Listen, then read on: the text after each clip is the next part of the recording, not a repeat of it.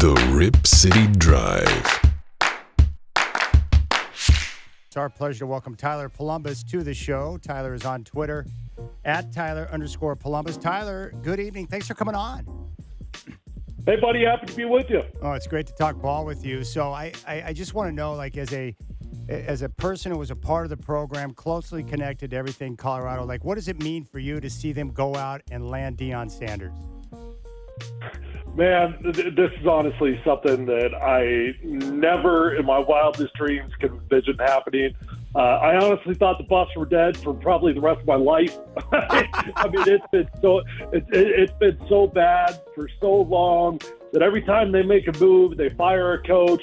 There just isn't even any hope or optimism, because who the heck is going to come around to save the day? I mean, I literally said on my show in Denver multiple times, there's nobody out there that's going to be able to fix this. So, you know, what's next? Just another lame duck coach? So for them to go out and get Deion Sanders, I'm telling you, this is like literally the only human being on planet Earth that could get enough excitement going for this program. You feel like you not only have a chance, but now you've got expectations of success. And you know, in the transfer portal in today's world, where you've got free agency in college football, that opened up on Monday. It's really not insane to think that he could turn this thing around in just a couple of years. So tell me, Tyler, how did their athletic director, Rick George, how did he pull it off? How did he get this done? You know, it's such a great question. Jeremy Bloom was a teammate of mine at CU. And Jeremy wasn't on my show, but he was on another show on my station this morning. And, you know, I think Jeremy kind of got the whole thing rolling. He said that he called Rick George the day that he let go of Carl Durrell. Rick George is our athletic director. And he told him, look, you got to go get Deion Sanders. And Rick said, well, if you could help make some introductions, that'd be awesome. So Jeremy called up Deion, he called up Steve Smith, he called up a bunch of Deion Sanders' friends, and he said, look, we got to get Deion to take this job serious. Colorado's serious. They've got real money for him. They want him bad. And I really think it was an introduction from Jeremy. They got the ball rolling. Now, how they closed the deal, I don't know, other than to say miracles are real, I guess. I mean, I seriously cannot picture what Rick George said to Deion Sanders to convince him to come to the University of Colorado. Deion, during his presser, I mean, he just kept saying that this was planned by God, that, you know, Rick George just confirmed everything that he already knew, that Colorado is where he was supposed to be. The only thing I can figure out is that Deion Sanders, because whether it was this year or next year, he was going to have plenty of Power 5 opportunities. We know that South Florida was involved. We know that Cincinnati wanted him. But it was a matter of time until he got the offer that he wanted. The only thing I could figure out, maybe he just wants to be a part of the biggest challenge he could possibly find, because he's got that big of an ego that he thinks, and I don't mean that in a bad way, sort of, but he's got that big of an ego that he thinks he can fix anything. Tyler, it seems as if he is a fundraising machine. I wonder about the NIL, about just money coming into the program, all the things that you need in college football to win. How do you expect that to go? Yeah, well, you know what's funny about that? So I don't know the specifics of Deion's deal, but I've heard it's between $5 and $6 million with some escalators. Now, in today's college football world, that's not an enormous deal when we're seeing $100 million deals. Guys are making $9-10 million per year. But for the University of Colorado, that's an enormous deal.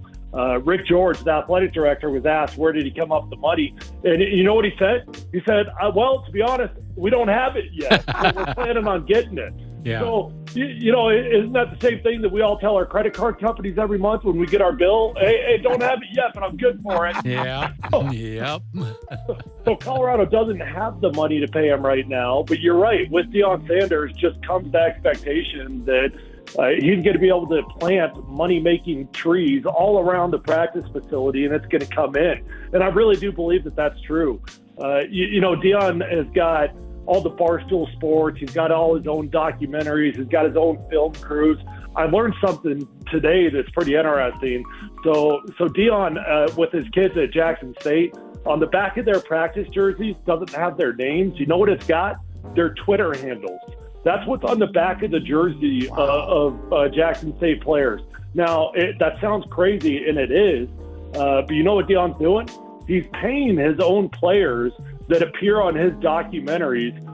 He's paying them for their appearance on his documentaries. So, you know, is it a loophole? Is it a gray area? Yeah, it's not what college football has always been. But he's finding a way to pay his players directly just for appearing on his own documentaries. So, you know, the money's going to come. There's no doubt about it. I mean, Deion Sanders will, if his son was making over $1 million a year at Jackson State, he's going to be Colorado's new starting quarterback. If he's making $1 million at Jackson State, I've got no doubt in my mind that Deion can find a way to get guys paid at the University of Colorado. Wow. We're talking with Tyler Polumbus here on the Rip City Drive. Now, you can speak to this because you played, you've been cut, you've been told that you weren't good enough, and you understand the pressure that comes with playing a big-time sport. So it sounds like you're reading my tweet.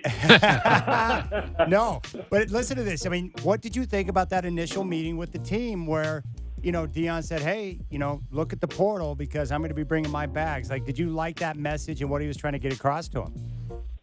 I thought it was great. You know, if you can't be honest with your team, you're going to have no credibility. And that was a tough message. It was a message that has already offended a lot of people in Boulder and in Colorado, and that's my biggest concern. You know, Boulder is not far from Portland. Let's put it that way.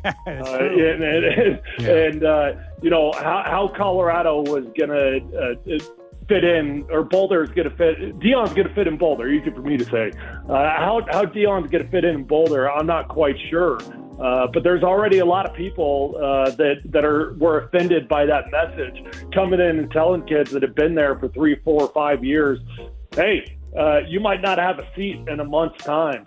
I thought it was great. Now, Deion told those kids that I'm going to try to make you quit. I don't think that Deion was telling them, I'm going to pull your scholarships, but I do think that he's telling them, you're going to have to earn this, and I'm going to try to weed out the kids that don't have the will and the desire to be here to do all the things that need to be done. Look, you won one football game. What do you expect? College football is officially, it always was, but now it officially is big business. And if you're an employee and you're not performing well for your employer is not going to employ you any longer. That's the way the world works. You gotta perform well to keep a job. And Deion's letting these kids know, hey, you got to perform well. Tyler, we've already seen Lincoln Riley turn USC around in a year with the transfer portal and good recruiting and all. What's a realistic expectation for how long it might take Deion to get that thing turned around in Boulder? Yeah, I was having that conversation on my show today, and I don't think when you're talking about within the first year, maybe even the first 2 years, I don't think you can talk about wins and losses in terms of the expectations. You know, they won one football game, and they've been one of the worst teams in college football for a long, long time. So my expectation is that he has a top 15 recruiting class. Go get a top 15 recruiting class. And then what does that translate into in terms of wins and losses? I don't think it's going to be the Lincoln Riley type of immediate effect. I mean, that cupboard is empty. There's not much talent on that roster. So it's going to take more than one offseason of transfers and of freshman recruits to have a real competitive program. I mean, I think realistically it's fair to expect a bowl game, go from 1 win to 6 wins, get a top 15 recruiting class, bring in a few kids that are going to be top 10 recruits in the country. And then, you know, within 2 to 3 years, now you're talking about competing for Pac-12 championships, and maybe you're getting on the national radar. Now, the big question is, will Deion Sanders be there in 2 to 3 years? That's the other knock on it. Well, Deion's only using Colorado as a launching pad, and I say, who cares? Could anybody argue that Jackson State is not in a better position today than they were 3 years ago? So I don't know if Colorado will ever even see if they'll ever reap the rewards in terms of wins with Deion Sanders, because by the time they get to a really competitive spot, I don't know, maybe FSU, Florida State's calling his name. I don't think it's like a given that he has to leave within 3 years, but I'm not going to be shocked if he leaves, and nor will I be offended. Hey, Tyler, it pains me to ask this because our beloved Broncos are a total tire fire right now, but I seriously want to know from you as a guy who played and you understand the game, is Russell Wilson, is he washed, or does he have a chance to bounce back next year if they can surround him with the proper coaching? What's your real take on that? Yeah, I think the best way to put it with Russ is he's probably closer to still being a good quarterback than he is to being done, but he's on the decline, and there's no question about it. So he's not getting any younger. He always relied on his mobility. His mobility doesn't look like it's there this season. So I don't know how much life he's got left. I do think that Russ is capable of winning 8 or 9 games in the NFL, but that's not what they paid Russ to do. He got $250 million. I'd like to get $250 million to just be okay. It was always my goal, fellas. As a player, I played 8 years in the NFL. I wanted to get his GM fired because he's such an idiot that he gave me so much money that he got fired. I couldn't find one that was dumb enough to give me the money, though. That was the problem. And so I don't know if Russ is going to be ever capable of winning a championship again. My gut tells me no, but I still think he's a serviceable quarterback that with capable coaching, he's capable of being a playoff quarterback. So I don't know. It's the extreme question. They're stuck. The Broncos are stuck with Russ at least through 2024. So they better find a coach that can get the best out of him next year. Yeah, Tyler, I wanted to ask you about Pete Carroll, too. Folks around here are thinking maybe possible Coach of the Year candidate. What about the job he's done with the Seahawks? It's unbelievable. I don't know what the conversation was out in the Pacific Northwest when they let go of Russell. I know what the conversation was here. What kind of idiotic franchise would choose the oldest coach in the NFL over a franchise quarterback? I mean, who does that? That's not gonna work out well. It's looking pretty good for Pete Carroll. He's looking like a genius right now. I mean, he's got Geno Smith playing like one of the best quarterbacks in the NFL. It's unbelievable. I did not expect the Seahawks to be able to do this. I don't know if you guys did, but I think every Seahawks fan and Pete Carroll himself, they're smiling inside every time they see the Broncos go out there and score 6 points. Hey, what was your take on the culture when you played there? Did you enjoy the culture that he set? And he's got a very crazy enthusiasm, which is interesting to me for a guy that, is getting older. But what was your take on being a part of the Hawks and being around that franchise and the way he ran it? I loved it. I loved the culture. I loved the environment. It was what I needed. I was in my 3rd year in the NFL. I was not playing great football in Denver. Josh McDaniels was my head coach. He's a miserable human being. He made everybody miserable human beings that was around him. I hated football. I wasn't sure I even wanted to keep playing. I had no confidence. And then I went out to Seattle, and I was like, whoa, football can be fun. So I love playing for him. Do I think that Pete is 100% authentic in everything he does? I don't. But I know that I loved the environment. I know that I enjoyed working there. And quite frankly, I owe him a lot, despite whatever I might think of him being inauthentic at times. His program saved my career. And at that point, Tom Cable was my offensive line coach. He developed me. He bought into me. He gave me a belief in myself that I didn't have previously.